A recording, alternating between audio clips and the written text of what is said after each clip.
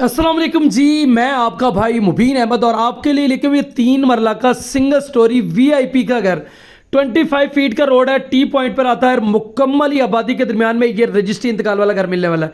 Garage reasonable size का, निशिस garage से सीढ़ियाँ फर्स्ट फ्लोर के लिए सेपरेट, और ये आपका लाउंज एरिया का डोर आ गया। इस घर में आपको 2 बेडरूम मिलने वाले हैं, दोनों अटैच बाथ के साथ। एक लाउंज एरिया बड़ा प्यारा सा, और इसके अलावा ये आपका किचन बड़ा खूबसूरत तरीन सा यहाँ पर आपको सेटअप किया गया है। इस घर का पहला बेडरूम जो कि आपको with attach bath, ventilation, 2 step में फुल आईटी वार्डरोब तैयार की गई है। सीलिंग के डिजाइन यहाँ पर आपको बड़े जबरदस्त मिलने वाले हैं, और दोनों बेडरूम मास्टर साइज के मिलने वाले हैं। ये इस घर का पहला वाशरूम जहां पर तमाम फैसिलिटीज कंप्लीट है।